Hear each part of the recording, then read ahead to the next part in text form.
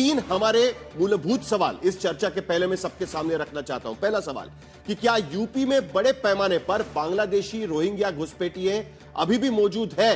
क्योंकि 2019 में भी योगी आदित्यनाथ कहते थे कि 10 लाख बांग्लादेशी उत्तर प्रदेश के भीतर है। अब दोबारा इस तरीके से यह मुहिम चलाई जा रही है। दूसरा सवाल, क्या यूपी एसआईआर में वापस नहीं मिल रहे 2.91 करोड़ फॉर्म, क्या 14 दिन में सिर्फ मिल पाएंगे? क्योंकि अभी 14 दिन तक ये मियाद बढ़ा दी गई है। और तीसरा सवाल, क्या यूपी सरकार घुसपैठियों की पहचान, धरपकड़ और डिपोर्टेशन में कामयाब हो पाएगी? शुरुआत करते हैं तीसरे सवाल से, शहजाद पूनावाला। जैसे मैंने कहा, 2019 का बयान मुझे यहां पर दिख रहा है। मुख्यमंत्री ने निर्देश दिए थे, एक सर्वे किया गया था उत्तर प्रदेश के भीतर, 10 लाख बांग्लादेशी, 3,000 रोहिंग्या घुसपैठिए हैं, यह अनुमान तब उन्होंने लगाया था 2019 में। 2 साल हुए थे आपकी सरकार आकर, और अब एक बार फिर 2025 में उसी तरीके से मुहिम।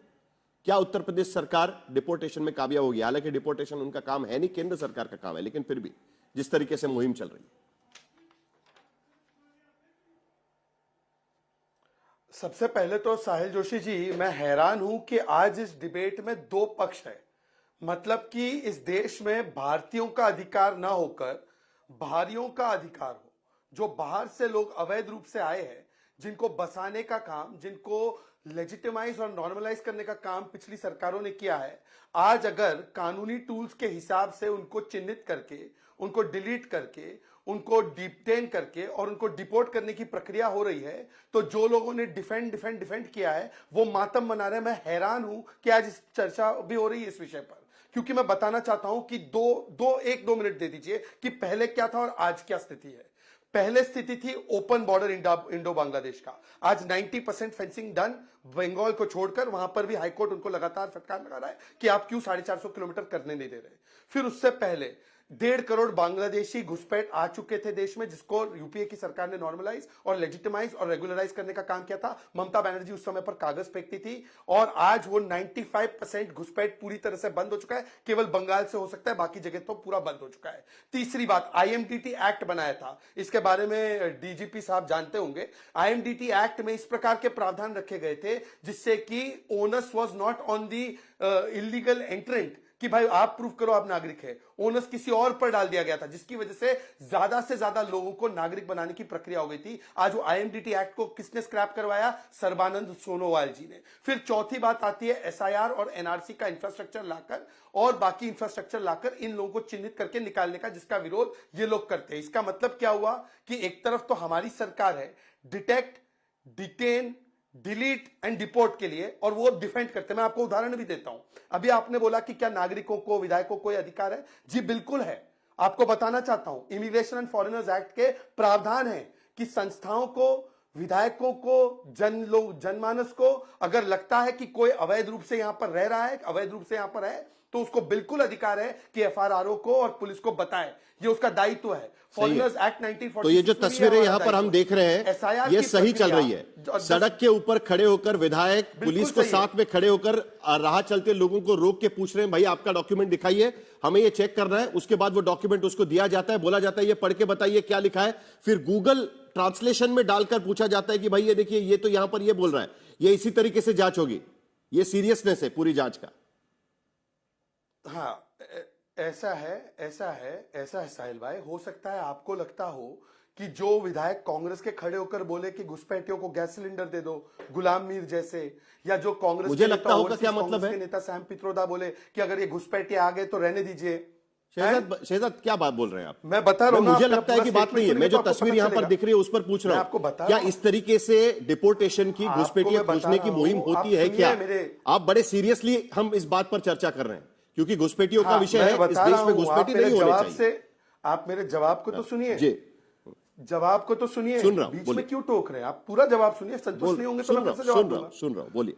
मैं कह रहा हूं कि यदि आपको लगता है कि एक विधायक एक जनप्रतिनिधि होता है, जब जनता पर भी ये ओनस है या जनता पर भी ये अधिकार है, एक्ट के तहत, फॉरेनर्स एक्ट और हमारे इमिग्रेशन फॉरेनर्स एक्ट के तहत कि वो चिन्हित करे, तो विधायक पर तो और ज्यादा जिम्मेदारी है।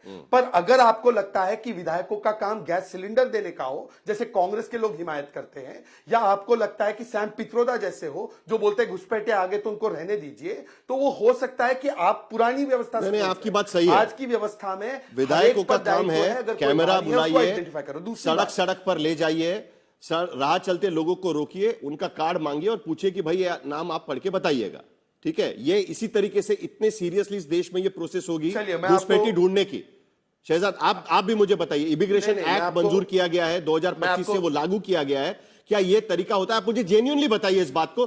पॉलिटिकल डिबेट तो होती रहेगी शहजाद, हमें घुसपैठिए पकड़ने हैं, हमें घुसपैठिए पकड़ने हैं, जेन्युइनली ही बता और जेन्युइनली हमें पकड़ने हैं, ट्रिविलाइज नहीं होनी चाहिए प्रोसेस कोई भी। जी, जेन्युइनली ही बता रहा हूं, थोड़ा पेशेंस के साथ सुनना पड़ेगा जी, थोड़ा पेशेंस के साथ सुनना पड़ेगा, जेन्युइनली ही बता रहा हूं। इमिग्रेशन एंड फॉरेनर्स एक्ट में बड़ा साफ है, जो भी संस्थान भी है, अगर उनको लगता है कि अगर उनके यहां पर या आसपास में कोई फॉरेनर है, इलीगल फॉरेनर है, उसको आइडेंटिफाई करके वो एजेंसी को, इंस्टीट्यूशन को, अथॉरिटी को बता सकता है। अब अगर विधायक है और खास करके बीजेपी का, अगर वो ये गुपचुप काम करे, सुन लीजिए ना मेरी बात, तो पहला आरोप क्या लगेगा कि भाई धर्म की वजह से चिन्हित किया जा रहा है। इसीलिए चौथे स्तंभ को, मीडिया को बुलाकर सभी चीज कैमरे के सामने हो जाए, ताकि किसी को भी ये शंका ना हो ये गलत तरीके से हो रहा है। इसमें मीडिया को बुलाने में कौन सी आपत्ति है भाई? मीडिया को तो हम कितने ट्रांसपेरेंट है, हम ये दिखा रहे हैं। और आखिरी बात मैं सिर्फ इतना पूछना चाहता हूँ, साहिल जी एक 10 सेकंड दे दीजिए मुझे अपनी एक स्टेटमेंट। साहिल जी, मैं सिर्फ प्रिंसिपल याद जानना चाहता हूँ। हमारी सरकार ने एक स्टैंड कैटेगोरिकल लिया रोहिंग्या के विषय में, बोल देता हूँ कि ये नेशनल सिक्योरिटी थ्रेट है, कोर्ट में हमारा स्टैंड है। हम उनको डिपोर्ट करना चाह रहे थे, तो प्रशांत भूषण, कपिल सिब्बल ने पिटीशन भी फाइल की और उस पर रोक लगाई।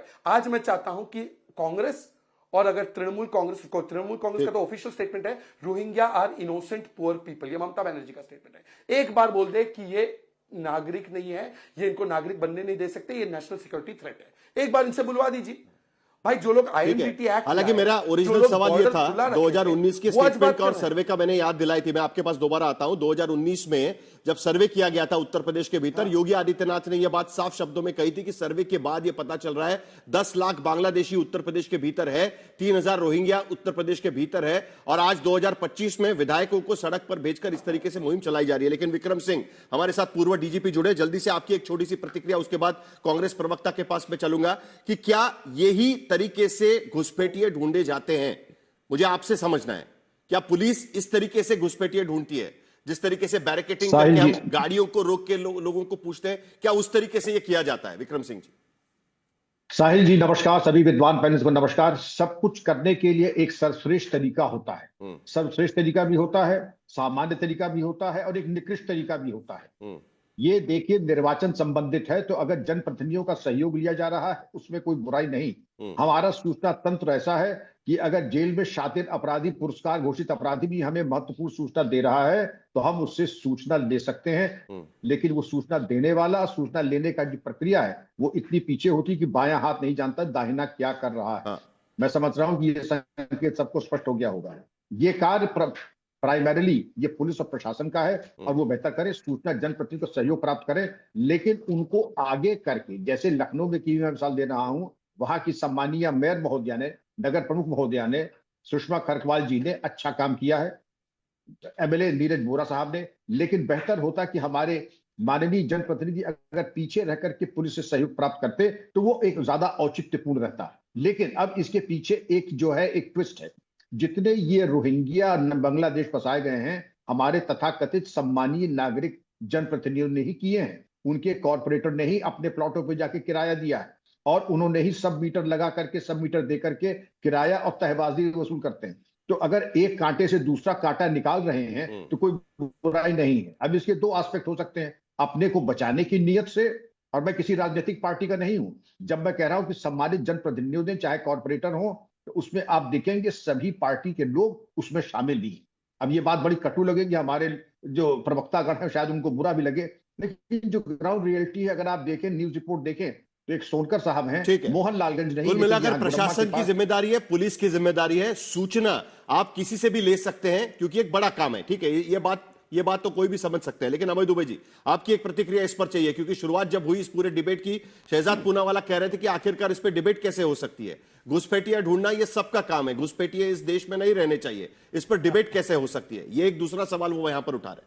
अभय दुबे। साहिल जी, आदित्यनाथ जी का ये षड्यंत्र अमित शाह जी को बदनाम करने मात्र का है। 2019 से वो बदनाम कर रहे हैं अमित शाह जी को, क्योंकि उन्हें पता है कि ये गृह मंत्रालय की जिम्मेदारी है और अमित शाह जी की मंशा के बगैर एक भी घुसपैठिया भारत में नहीं रह सकता। हम जिस राज्य से आते हैं, महाराष्ट्र से, रुबेल शेख कौन था वहां? बांग्लादेशी नागरिक, भारतीय जनता पार्टी की माइनॉरिटी सेल का मेंबर था, जो बांग्लादेशी नागरिक पकड़ाया वो। अब आपने बड़ी बड़ी लंबी चौड़ी व्याख्या की कि 80% ही फॉर्म वापिस आए हैं, उत्तर प्रदेश में फॉर्म वापिस नहीं आए हैं, और ये भारतीय जनता पार्टी भय बता रही कि ये घुसपैठी है। आदित्यनाथ जी का जो सरकार है उसका काम की अगर समीक्षा करेंगे ना, तो 8,41,75,463 मतलब 8,41,75,463 लोगों ने पलायन किया है मजदूरी करने के लिए उत्तर प्रदेश के बाहर। मैं नहीं कह रहा हूं, यह सर्टिफिकेट नरेंद्र मोदी जी ने बांटा है अभी। आप जाइए, मैं आज तक से रिक्वेस्ट करता हूं ई श्रम पोर्टल पर, और उन 90% लोगों ने यह एफिडेविट दिया है कि हमारी आमदनी पूरे परिवार की 10,000 रुपए से कम है, मतलब प्रति व्यक्ति 67 रुपीज रोज पर जिंदा है आदित्यनाथ जी। सिर्फ ये कारण है कि फॉर्म वापिस नहीं आ रहे। और आप कह रहे थे अभी रोहिंग्या, मेरे से प्रश्न पूछ रहे थे कि बताइए रोहिंग्या के लिए कांग्रेस का क्या कहना है। अरे आपके हरदीप पुरी जी ना, केंद्रीय मंत्री, उनका ट्वीट पढ़िए, फिर आपने कहा उनसे ट्वीट डिलीट करा कर की बदनामी हो जाएगी। पार्टी तो सांप्रदायिक बात फैलाकर चुनाव जीतती है। उन्होंने कह दिया कि जितने रोहिंग्या हैं हमारे दिल्ली में, मैं उनको EWS फ्लैट्स दूंगा, और उनके सारे स्वास्थ्य से लेकर सुरक्षा की जिम्मेदारी का दायित्व वो लेते हैं, और यहां डिबेट में ये भ्रम फैलाते हैं। मुझे बताइए ना, बिहार में कितने पकड़ा है?